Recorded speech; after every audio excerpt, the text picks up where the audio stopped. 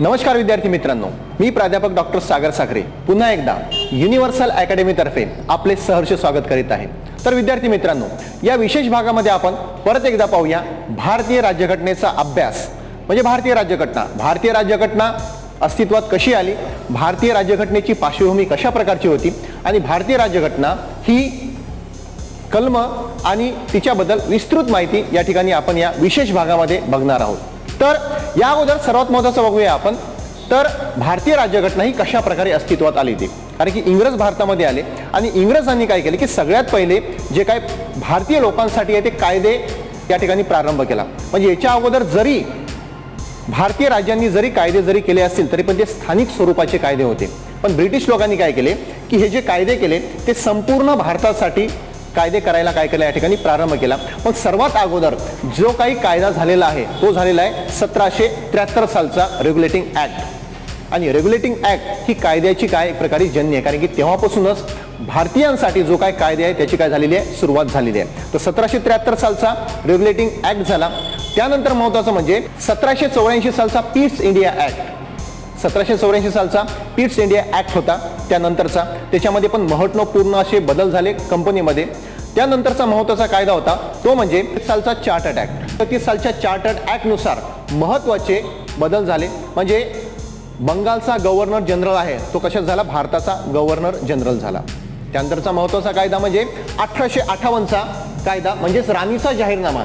आणि राणीच्या जाहीरनाम्यामुळे महत्त्वाचे या ठिकाणी बदल झाले। ते बदल कसे, तर या ठिकाणी ईस्ट इंडिया कंपनीच्या हातातून जे काय कारभार आहे ते कारभार घेण्यात आला आणि या ठिकाणी पूर्णपणे जो काय भारताचा कारभार आहे तो इंग्लंडच्या राजाच्या हातात या ठिकाणी आला आणि भारत मंत्र्याची या ठिकाणी नेमणूक पण या कायद्यानुसारच करण्यात आली होती।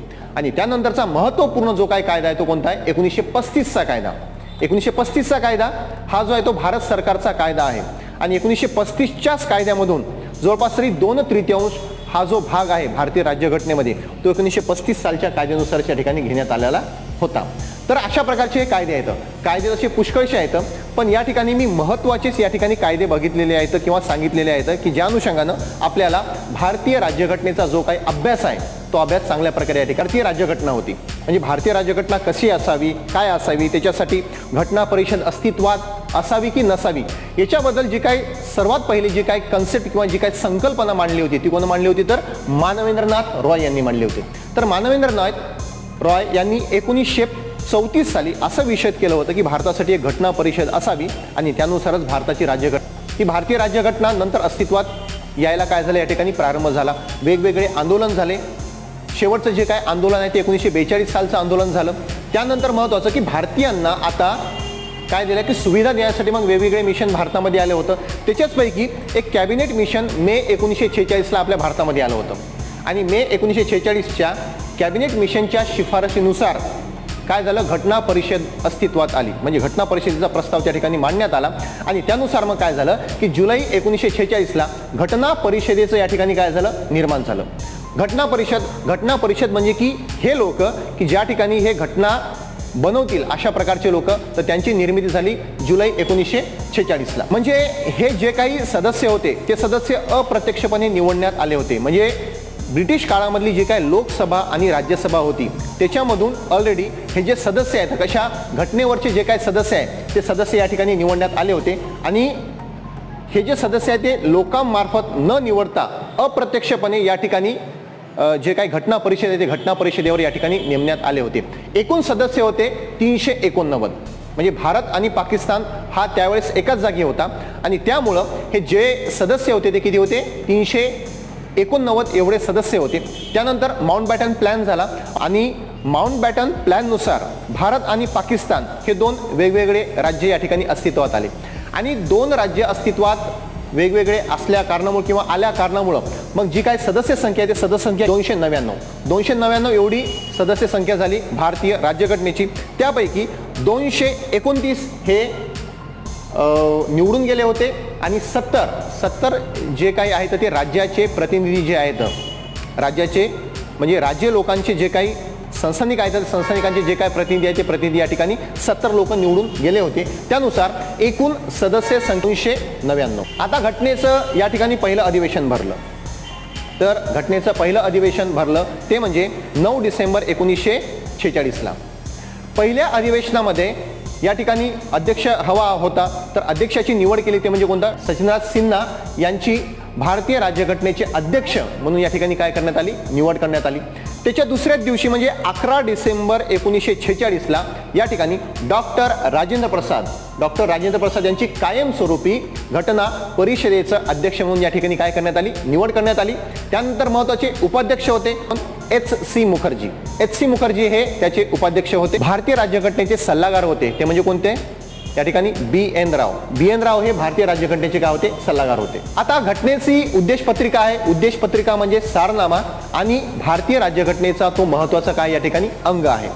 तर ही जी उद्देश पत्रिका आहे ती उद्देश पत्रिका कोणी मांडली, पंडित जवाहरलाल नेहरू यांनी. आणि ही जी उद्देश पत्रिका आहे ती उद्देश पत्रिका या ठिकाणी पंडित जवाहरलाल नेहरू यांनी मांडली 13 डिसेंबर 1946ला, की भारतीय राज्यघटना कशी असावी, तिचं स्वरूप कसं असावं आणि कशा प्रकारची राज्यघटना असावी, अशा प्रकारची जी काही उद्देश पत्रिका आहे ती 1946 साली कोणी मांडली, पंडित जवाहरलाल नेहरू यांनी.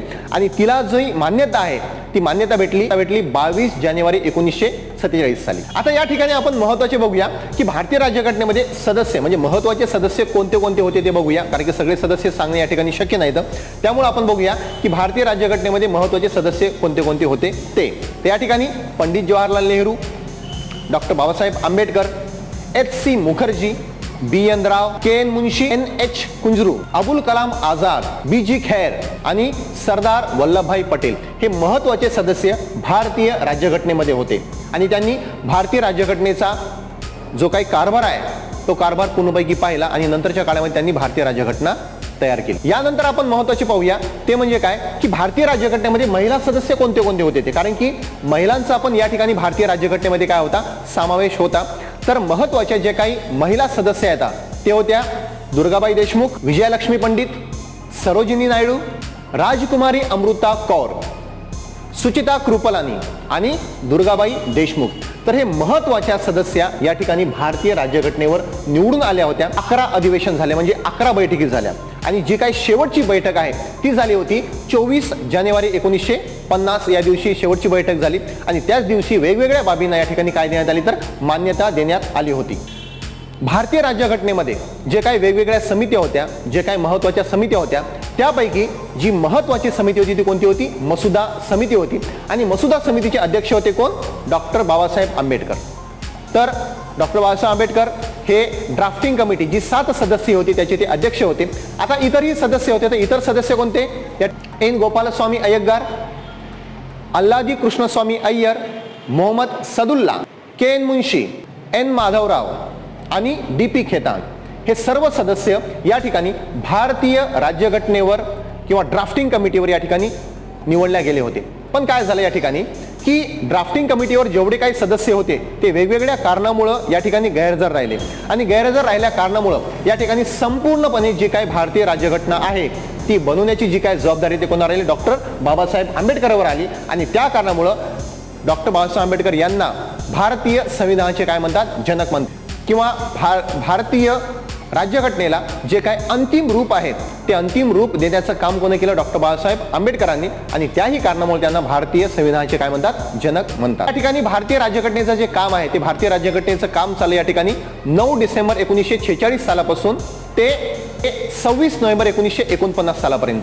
म्हणजेच की या ठिकाणी 2 वर्ष 11 महिने आणि 18 दिवसापर्यंत पूर्णपैकी भारतीय राज्यघटनेचं हे काम चाललं. म्हणजे एकूण दिवसाचा जर विचार जर करायला गेला तर 1082 दिवस एवढं भारतीय राज्यघटनेचं काय चाललं या ठिकाणी काम चाललं. आता घटना बनवताना या एकूण जे आहे ते 60 देशांचा या ठिकाणी विचार करण्यात आला. म्हणजे वेगवेगळ्या जे काही देशाच्या जे काही चांगल्या बाबी आहेत ते चांगल्या बाबी आपल्या भारतीय घटनेमध्ये या ठिकाणी काय करण्यात आल्या, तर समाविष्ट करण्यात आल्या. जे काही चांगल्या बाबी आहेत ते भारतीय राज्यघटनेचा जो काही आत्मा आहे तो आत्मा म्हणतात मूलभूत हक्काला. घटनेची गुरुकिल्ली म्हणतात उद्देश पत्रिकेला. 22 जुलै 1947ला राष्ट्रध्वजाला या ठिकाणी मान्यता देण्यात आली. आणि 24 जानेवारी 1950ला जन गण मन जे आपलं राष्ट्रगीत आहे याला पण या ठिकाणी काय देण्यात आली, तर मान्यता देण्यात आली. तर 26 नोव्हेंबर 1949ला पूर्णपैकी भारतीय राज्यघटना काय झाली, तयार झाली. आणि त्यानंतर मग लागू केव्हा झाली, तर 26 जानेवारी 1950ला. आता मधातला जो काही 2 महिन्याचा जो काही काळ आहे तो काळ गेला. तर हा काळ का गेला याला महत्वाचं कारण म्हणजे की 1929चं अधिवेशन झालं होतं राष्ट्रीय काँग्रेसचं, ते म्हणजे कुठं, लाहोरला रावी नदीकाठी आहे. तर लाहोरला या ठिकाणी रावी नदीकाठी 26 जानेवारी 1930ला राष्ट्रीय काँग्रेसच्या नेत्यांनी काय केलं, या ठिकाणी ध्वजारोहण केलं आणि तो दिवस भारताचा स्वातंत्र्य दिवस म्हणून काय केलं यांनी पाळला. आणि पाळल्या कारणामुळे यांनी नंतर असा विचार केला की 26 जानेवारी हा आपण नंतरच्या काळामध्ये काय करू, तर स्वातंत्र्य दिवस या ठिकाणी पाळू. पण नंतर तसा काय महत्वाचा या ठिकाणी चान्स नाही आला, संधी नाही आली. जरी चान्स नाही आला, जरी संधी नाही मिळाली, तरी 26 नोव्हेंबर 1949ला भारतीय राज्यघटना पूर्णपैकी तयार जरी झाली होती तरी ती लागू केली का, तर 26 जानेवारी 1950ला. का, तर या दिवसाची आठवण म्हणजे 26 जानेवारी 1930ची जी काही आठवण आहे ती आठवण राहावी म्हणून या ठिकाणी 26 जानेवारी हा दिवस भारतीय म्हणून या ठिकाणी काय करण्यात येतो, तर पाळण्यात येतो. राज्यघटनेमध्ये एकूण 395 कलमे, 22 भाग आणि किती आहे, तर 8 परिशिष्टे आहेत. भारतीय राज्यघटना ही जगामध्ये सर्वात विस्तृत आणि सर्वात मोठी अशी राज्यघटना आहे. भारतीय राज्यघटनेमध्ये वेगवेगळ्या देशातून वेगवेगळे तत्व या ठिकाणी स्वीकारण्यात आलेले आहेत. जसं इंग्लंडकडून आपण लोकशाही स्वीकारलेली आहे. मूलभूत हक्क आपण स्वीकारलेले आहेत कोणीकडून, तर अमेरिकेकडून. घटना दुरुस्ती पद्धत दक्षिण आफ्रिका. आणीबाणी जर्मनी. स्वातंत्र्य, समता आणि बंधुता हे आपण स्वीकारलेले आहे कशा, कोणाकडून, तर फ्रान्सकडून. तर अशा प्रकारे विद्यार्थी मित्र हो, आपण महत्त्वाची या ठिकाणी भारतीय राज्यघटनेविषयी काय करून घेतली, तर माहिती करून घेतली. तर अशाच अनेक व्हिडिओसाठी युनिव्हर्सल अकॅडमीला लाईक